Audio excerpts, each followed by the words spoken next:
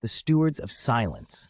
When the wind came down off the dead orchards, it carried the smell of paper, old paper, sun-warmed and slightly sweet. Mara always thought it was a betrayal that paper still smelled alive when so much else didn't. She waited on the cracked steps of the municipal hall, holding a bundle wrapped in oilcloth.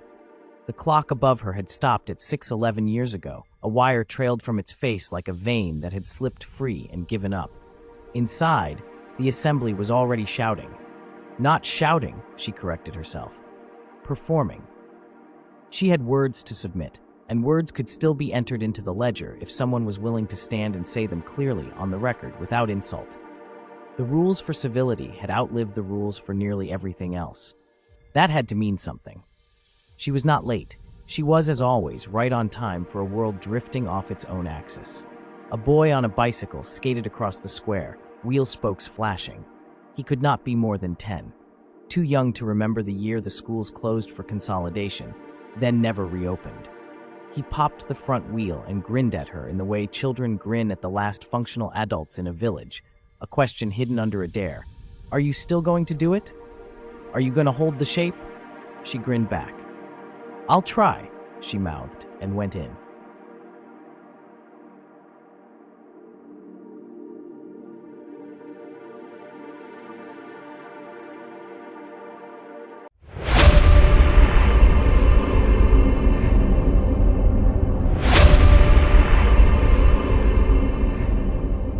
The assembly chamber had been a theater once. The curtain was long gone, but the rigging remained. A tangle of ropes with metal teeth that clinked when the wind wormed through the ceiling.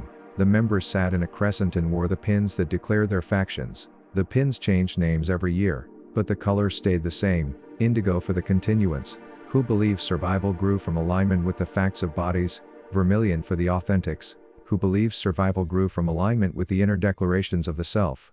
The remaining colors were coalitions, splinters, or those who relabeled themselves weekly like grocers flipping shelf tags.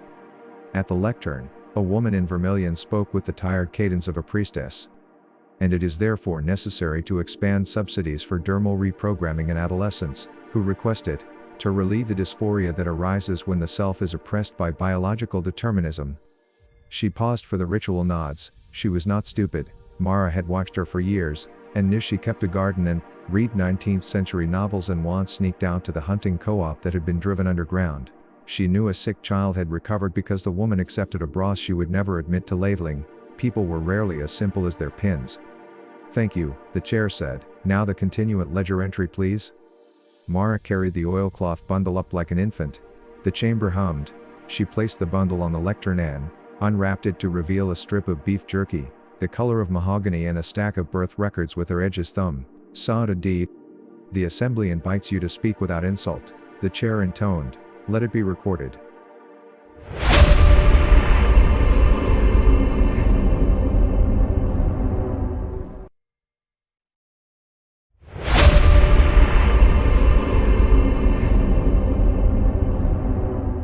Mara picked up the strip of meat, held it between finger and thumb.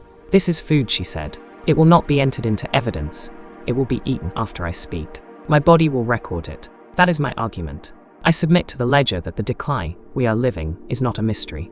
It is the pendulum of species that deny their design.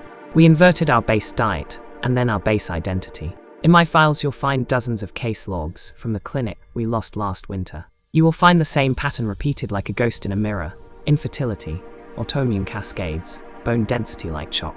When those patients changed what they ate in private, were shamelessly improved. When they changed what they were asked to deny, some improved further.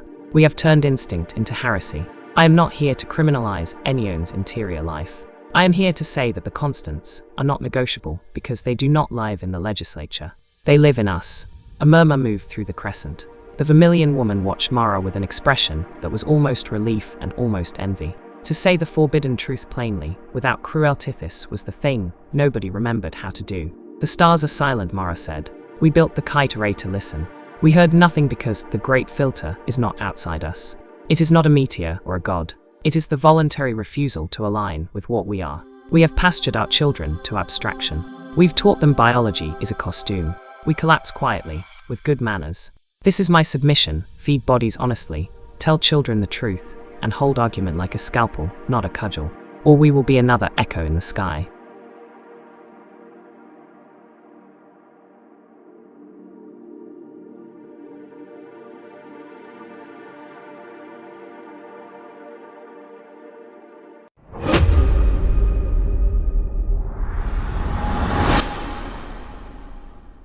She folded the oilcloth.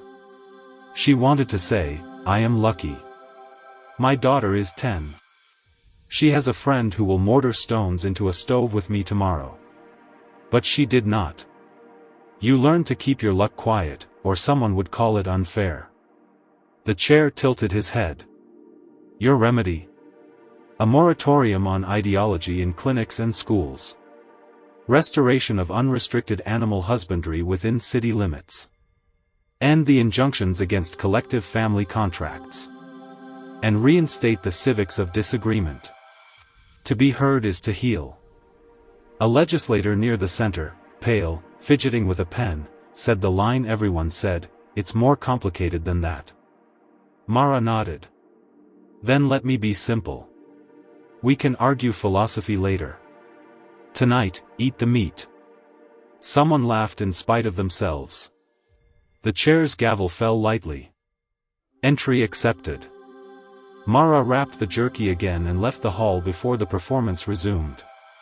Words were seeds, not scaffolds. They needed soil. Outside, the boy was gone. The son held to the roofline as if reluctant to leave. Mara's daughter, Rhea, met her at the door of the apartment with that unnerving way children appear when they have been listening for your step for 10 minutes. Was there fighting? Rhea asked. Only with words. Nobody bled. That doesn't mean less hurt, Rhea said.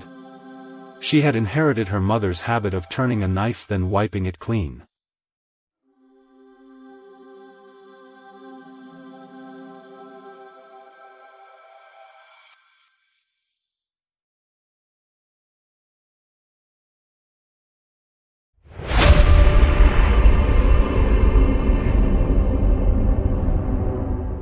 Mara held up the oilcloth. We'll bleed the onions then. Get your apron. They cooked with the care of a religion. Tallow that smelled like snow, marrow that barely needed heat before it surrendered. They saved the bones for tomorrow's broth. They saved fat in jars for candles. They ate with quiet gratitude, chewing like an act of loyalty to those who had forgotten how. After, by the window, the city lay dark except for the water plant, which still burned its lights to the sky. Mara could see the outline of the Kite Array on the ridge, a shape like needles on a loom. The array had broken her heart without meaning to. She had spent 5 years in its control room, asking the sky questions in math, and for 5 years the sky had answered with a math that said, no one is coming. Perhaps no one ever came. Perhaps everyone lit themselves and then dimmed in the same way you are dimming now. Rhea pressed her forehead to the glass. She liked to fog her breath and draw pictures. Tonight she drew an open door. What's that? Mara asked. A gate, Rhea said, as if it were obvious. For the cows. We're going to need them. We, Mara said. It was a joke they'd made for years. We meant me and you and anyone brave enough to stand with us and a few ghost friends Mom pretends are real because she is lonely. Me, Rhea said, which hurt in a different way. Before bed, Mara wrote in the ledger of her home. She kept a diary the way a field medic keeps a scalpel.